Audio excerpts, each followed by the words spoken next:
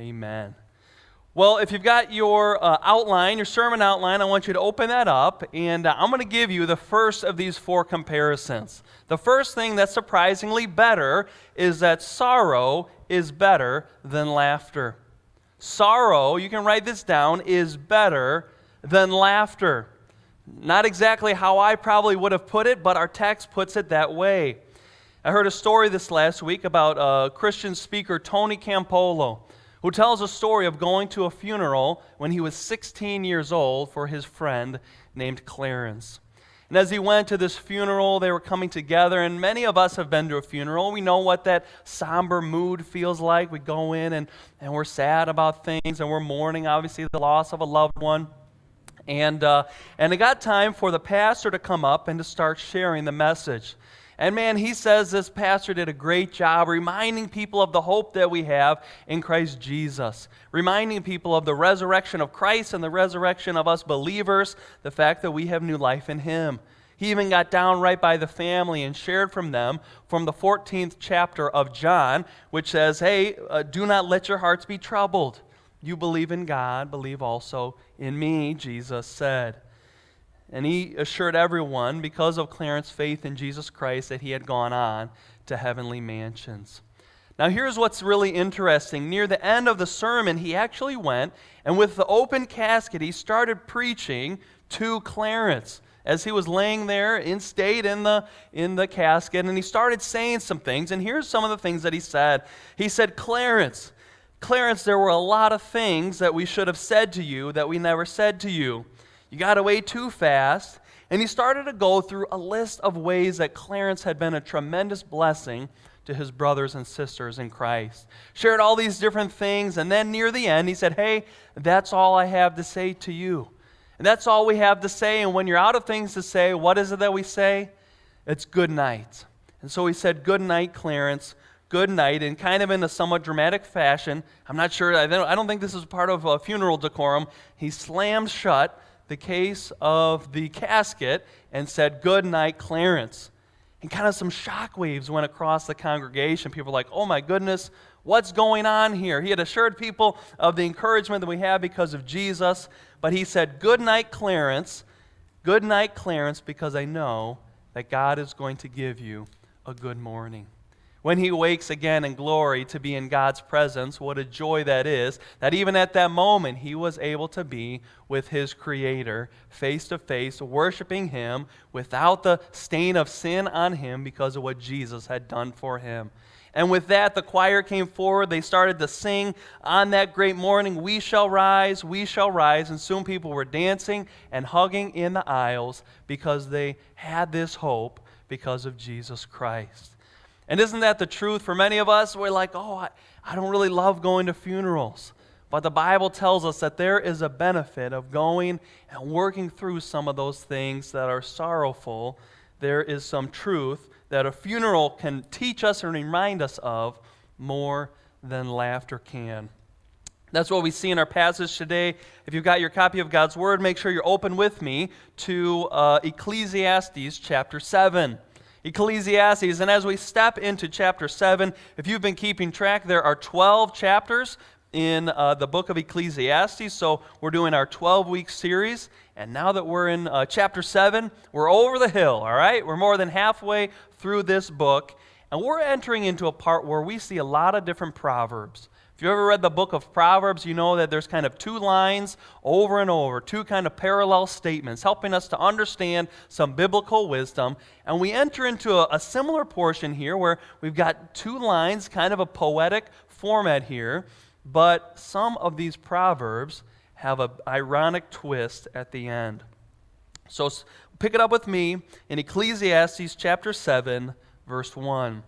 And it says this, a good name is better than precious ointment, and the day of death than the day of birth. It's better to go to the house of mourning, which is like a funeral, than to go to the house of feasting. For this is the end of all mankind, and the living will lay it to heart.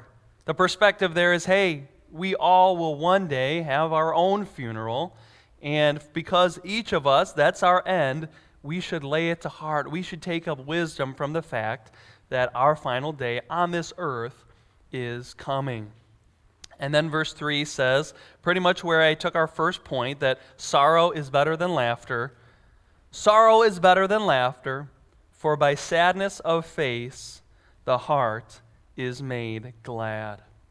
You know, most of us, if we were given the choice between going to a funeral and going to a birthday party, we'd go to the one that had cake and candles, right? Hey, that sounds like a great time. Let's go have some fun, see some balloons, watch the kids running around. It's going to be a great time to laugh.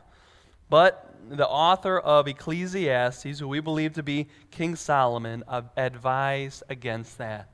And the reason is this: sorrow can do more good for the heart than laughter can. It's amazing. You know, maybe you're here today and your preference is to stay away from anything weighty. You're like, all right, I just want to keep things light and fluffy. We're going to stay on the surface. Hey, how are you? Everything's good, good, good. We're doing great, great, great. Oh, we're having a great time. Everybody's good. We're all happy. And some of us, our tendency is to stay away from some of those serious things of life, whether it's mourning or dealing with the reality of death. But the reality is that each of us need a healthy dose of serious. We all need to approach life with that solemn perspective. And I love what Warren Wiersbe says about this topic. He says, laughter can be like a medicine that heals the broken heart. There's a definite place for laughter within our lives. But listen to this: sorrow can be like nourishing food that strengthens the inner person. We need both of those things. So that's our first point that I have for you today, is that sorrow is better than laughter. My encouragement to you is that when sorrow does come your way, when God is at work within your life and you're in a season of mourning, a hard season, my encouragement for you is to learn what God has to share with you. Allow God to shape you in that time of sorrow. Allow God to impart His wisdom to you. So that's our first thing: sorrow is better than laughter. But there's another surprising comparison. Our second point today is that correction is better than partying. Receiving some correction from someone who's wise and says, hey, you need to do something different, is better than going out for a night on the town with people who are never going to tell you that you crossed the line. There's a pastor in California named Ben Patterson, who tells a story of how when he was younger, he was a youth leader at a Christian summer camp. And so at this summer camp, he loved to have a great time. He would love to have a great time, and almost he took it too far, because he liked to play pranks on other people, right? He liked to play pranks. So one day he tells a story of going out and he would give out gum to different people. He's giving out gum to all sorts of people. Well, what he didn't tell them is that it was laxative gum. All right, so people all over camp are eating laxative gum without realizing it, until all of a sudden, everybody's making a beeline straight to the bathroom, like, what's going on? And he got in a little bit of trouble for that, right? So he's called to his supervisor's office, and he's a Christian man. He's trying to, have a good time at summer camp. So he's thinking of all these different ways that he's going to rationalize what he's just done. No, we're here to have fun. And come on, it didn't really hurt anybody that bad. So he went in to his supervisor, who was an older, godly man, and the guy was just sitting there. And so this guy, this young man, Ben, he's thinking of all these things, excuses he's going to make, when suddenly he sees some tears welling up in the eyes of his supervisor. And the supervisor just says, Benny. And in that moment, all those excuses and things washed away, and he realized, I need this loving correction. I need this correction from my wise older supervisor. And each of us in this room, at times, we come to that place where we need that wise correction. Our next few verses explain to us that wise people who are in tune with God's wisdom, are people who receive God's instruction. Wise people welcome discipline, welcome correction. If someone says, hey, you need to change course a little bit, a wise person says, I receive that. And on the opposite end, fools are those who vigorously reject rebuke and prefer to just party or to live it up and say, hey, I'm not going to listen to anybody. Don't tell me what to do. I'm going to live my life my way. And our passage tells us that's the foolish way to live. Take a look with me at Ecclesiastes chapter 7, verse 5. It says this: "It is better for a man to hear the rebuke of the wise than to hear the song of fools." When that rebuke from someone who's wiser than you, maybe even more mature in their faith than you, your call is to hear that rebuke. And that's even better than the song of fools, right? Imagine that kind of partying motif, right? Of, hey, we're having a good time, everybody's just singing, we're having a blast, and nobody's telling you wrong. That is the comparison we see. And the next verse is really interesting. It says, "For as the crackling of thorns," so I believe this is speaking of thorns that are on fire. You set these on fire, they kind of pop and all that. "As the crackling of thorns under a pot, so is the laughter of the fools. This also is vanity."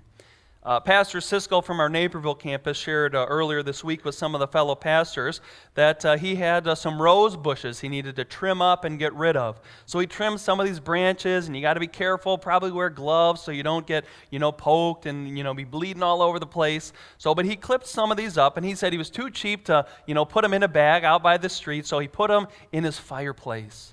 And when he set these thorns on fire, they started doing all sorts of crazy stuff, popping and crackling all over the place. And they went up real quick, and it was very exciting and interesting just for a moment.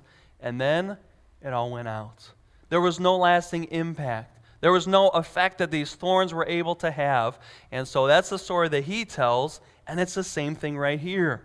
The laughter of the fools is like that crackling of the thorns. Oh, it's very interesting. Oh, it's very fun just for a moment. It's kind of a little bit of a spectacle. But then it goes out, and all of a sudden, there's no lasting impact. You may be here today, and your preference in life may be just to have a good time, to have others around you who are just telling you, you do you. Whatever you want to do, that's good for you. Just, hey, everybody, just have a good time. Don't worry about the lasting impact of anything. Life is about having fun. Now, I got to be honest with you, a few weeks ago we talked about God's blessings, and He tells us to enjoy life. We are to enjoy the good life, but we're to do it in a way that is wise, not in a way that throws wisdom and caution to the wind. So, my encouragement to you is, make sure you have a place to go. Make sure you have, whether it's a wiser or older mentor, someone who's been a believer for longer than you, someone you can go to and share what's going on in your life, where they know they have an open door to be able to speak correction and wisdom into your life.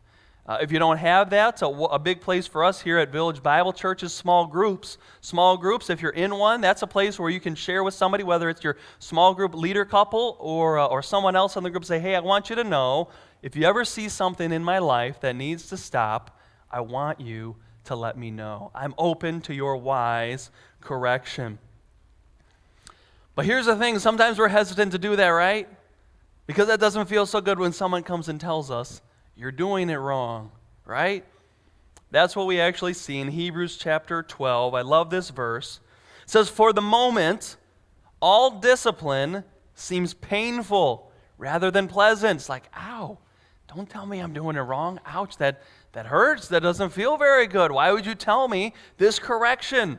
For the moment, it seems painful, but later it yields the peaceful fruit of righteousness to those who have been trained by it. We need that discipline. We need that correction. And so be a wise person and receive that when it comes your way. So that's our first comparison. Sorrow is better than laughter. Number 2, correction is better than partying. And third is this: slow and steady is better than shortcuts. Slow and steady is better than trying to take a shortcut. If you've ever read the book, The Tortoise and the Hare, you know exactly what I'm talking about. There's actually a grocery store in the Netherlands that kind of took this to heart. They recognized that there were lots of individuals in that area who were over the age of 75 and who had started to experience loneliness. They had not gotten out too much, and they didn't have the opportunities to be able to catch up with some different people. So while us, in our culture, if you go over to Aldi, I don't know if you noticed it, over at Aldi, they've got all these cameras in the ceiling. Have you noticed that? They got tons of cameras all over the place. They're working towards the grab and go, right? So you can just go grab food, stick it in your pocket, stick it in your cart, and go in the front, scan your phone. They'll charge it all to you because they know what you put onto your person. It's kind of interesting. They're like, all right, faster, faster, faster. But here in this store, Jumbo over in the Netherlands, they said, hey, we're not about faster. Let's go slower. Let's go slower. And so what they started up was a chat checkout. So this year, they should have 200 stores all around, which gives senior citizens a chance to go and not go fast, but to go slow. To be able to talk with the cashier there and talk about your grandkids, talk about how things are going, catch up, just like it was in the general store in the good old days, right? To give an opportunity for some of those slow and steady conversations. That's actually what we see in our passage today, that slow and steady, in many ways, is the way to go. Take a listen with me to verse 8. It says, better is the end of a thing than its beginning. A lot of times we get excited about the grand opening, right? The new thing, the new movie in town, everything that's new, the things that make the news, right? Those are the things that are very exciting to us. But this thing says, hey, even better than starting up and being very exciting at the beginning, it's better for something to actually come to fruition, something to actually come to its completion.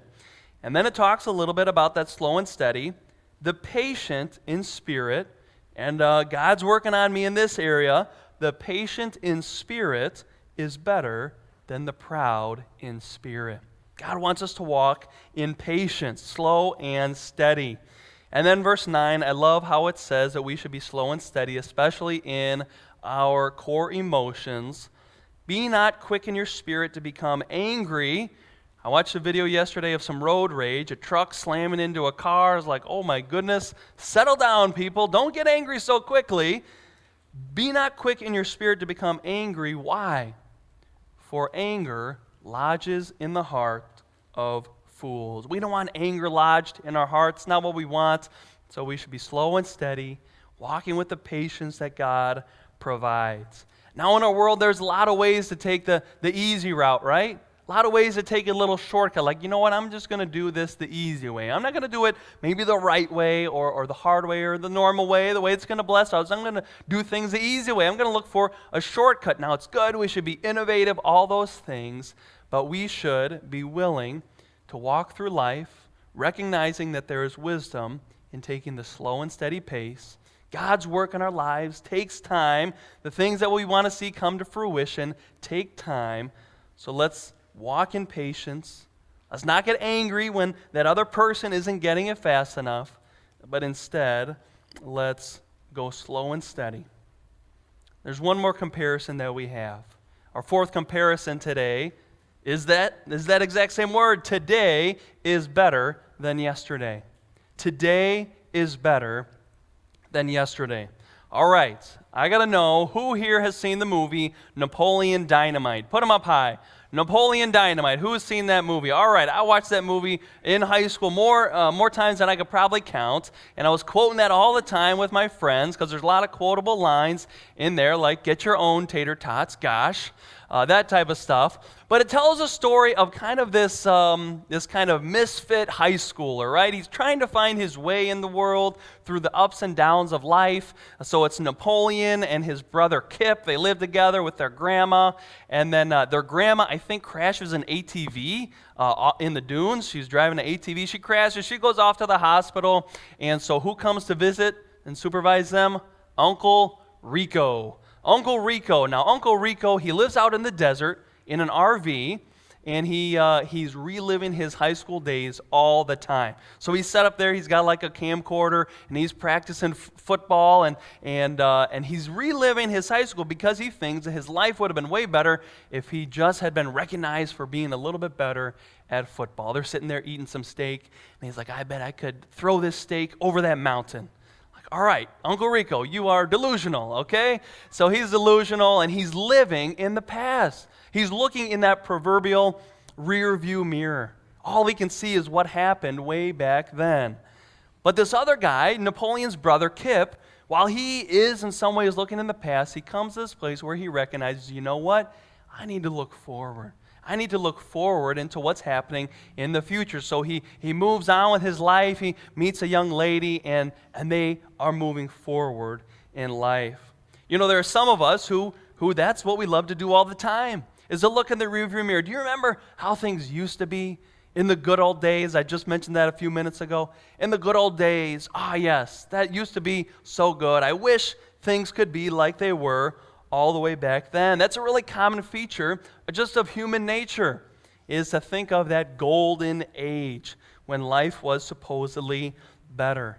But whether or not life actually was better in the past or not, the preacher finds this wishful thinking of going back to the past, he finds it to be lacking in wisdom.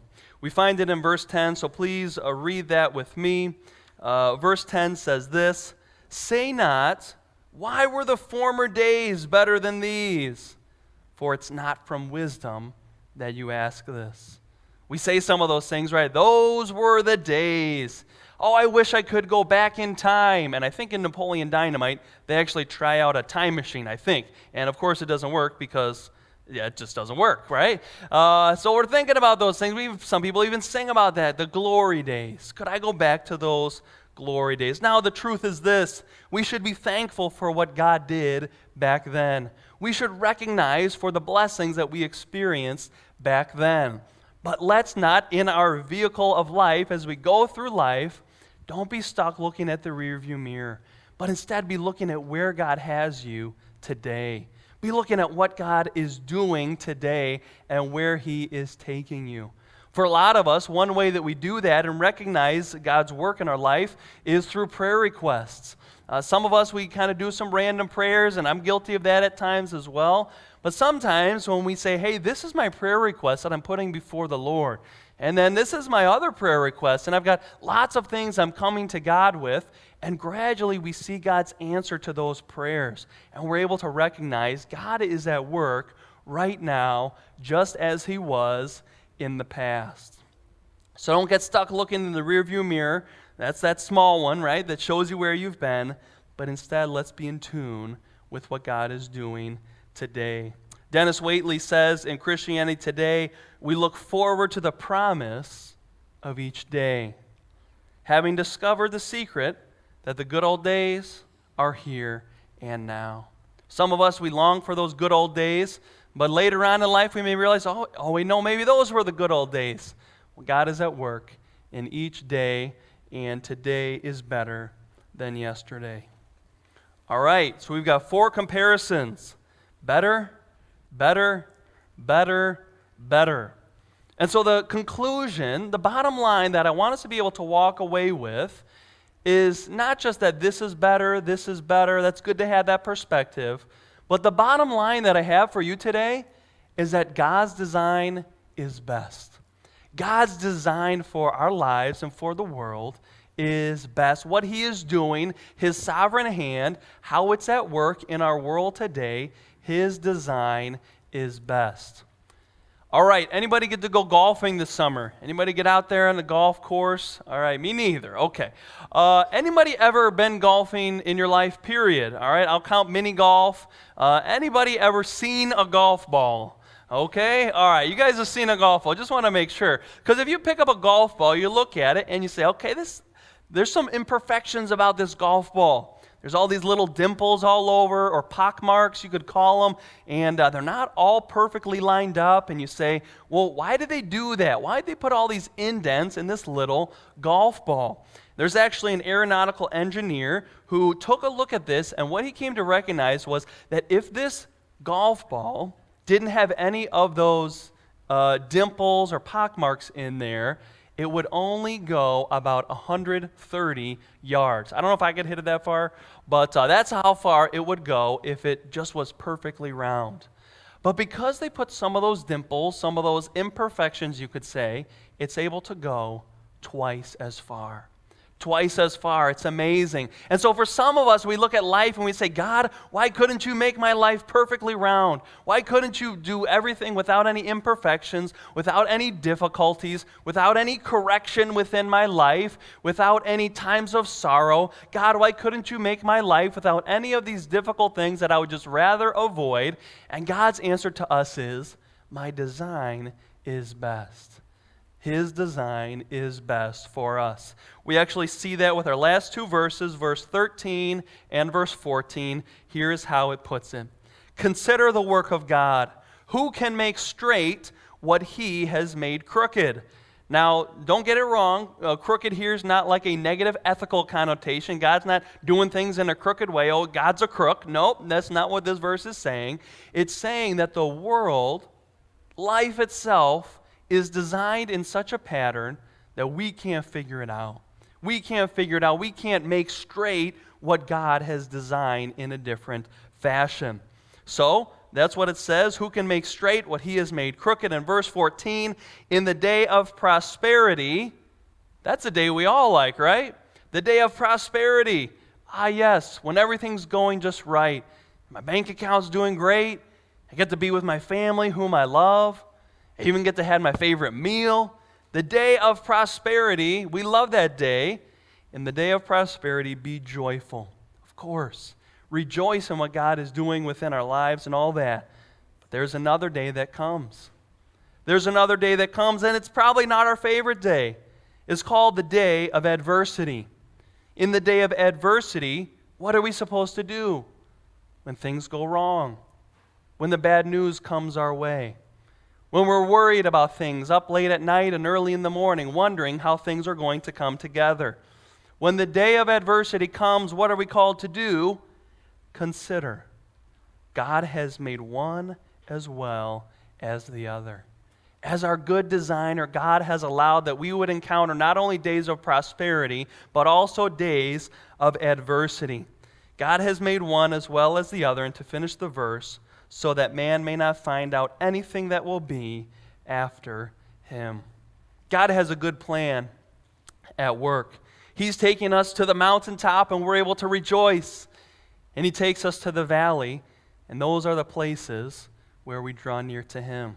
The mountaintop is a great experience, don't you think? A beautiful view. You can see for miles. You'd love to just take a picture and have that as the backdrop on your phone, right? What a beautiful thing it is to be up on the top of the mountain.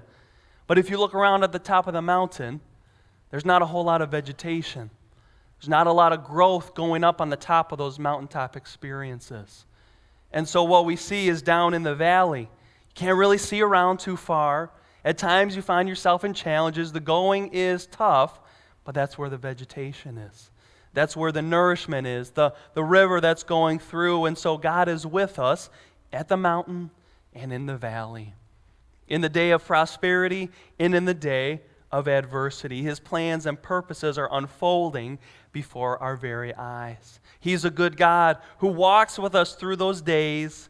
He's with us. We can trust him through the laughter and through the sorrow. And so I want to close by giving you some words of Jesus. The words of Jesus from John chapter 16. And here's what he says.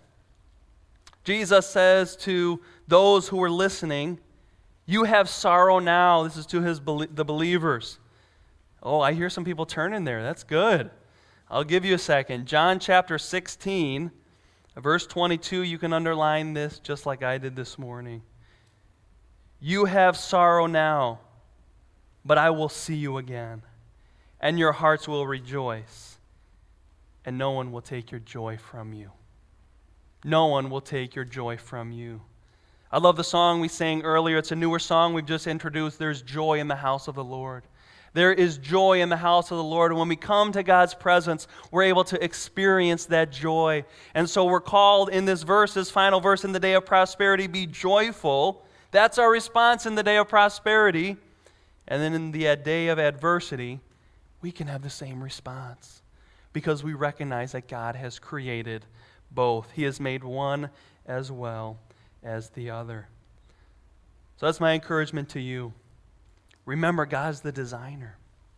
He's the one who's at work, And we may have some questions like, God, I think things would be better if you did it this way. But God is the one whose hand is on the steering wheel. He's a good God. We can trust him no matter what. He is the one we can trust, and he's the reason we can have joy.